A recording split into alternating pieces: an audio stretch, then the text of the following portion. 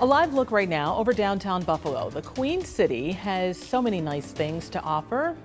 The city has great restaurants, the bar scene, but there are also things that can be worked on, like the roads. And for the next 11 months, Buffalo Business First will publish a series of articles called Buffalo Unlocked. It will take a close look at how the region can capitalize on strengths and weaknesses, but address those weaknesses, improving both the local economy and the quality of life for the people who live here. And joining me now live in studio is Business First, Jacob Tierney. We want to thank you so much for coming on to 5:30 today. Hi, Claudia, and thanks for having me. Tell me all about this series, Buffalo Unlocked. Yeah, so Buffalo Unlocked, we are trying to take a close look at the city and the region. What's working well?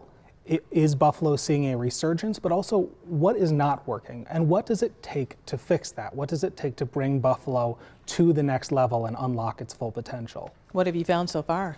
Well, I've talked to a lot of business and community leaders, and Buffalo has a lot going for it. Wonderful people, amazing summers, tons of great cultural amenities, our museums, our sports teams.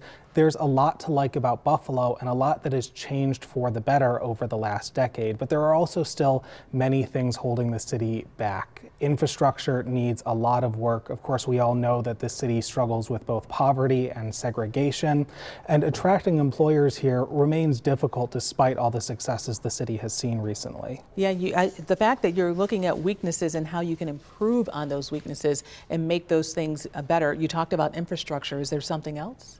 Yeah, so as I mentioned, diversity and inequality is a big issue. I was speaking with Trina Burris at United Way, who's quoted throughout the article, and she talked about the very real impacts that this has.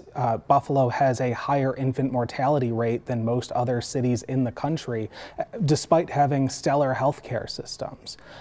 On the employment front, several business leaders talked with me about a chicken and egg problem that Buffalo has. The city is fairly small, which means we don't have a ton of employers for high-skilled workers. That means if you move here for a great high-skilled job at someplace like M&T, but for some reason that job doesn't work out, you might not have somewhere else to go. So that means employees may be hesitant to move here, but the lack of a strong workforce makes employers less likely to move here as well.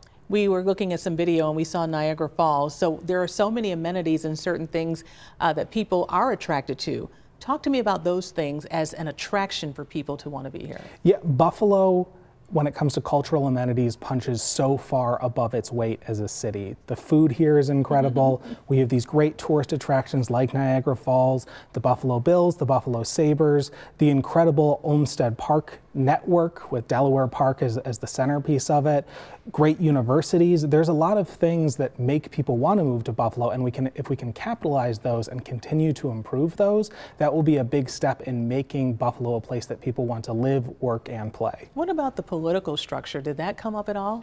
We didn't focus too much on politics in this first installment of Buffalo Unlocked, though it is something we'll be taking a closer look at throughout the year.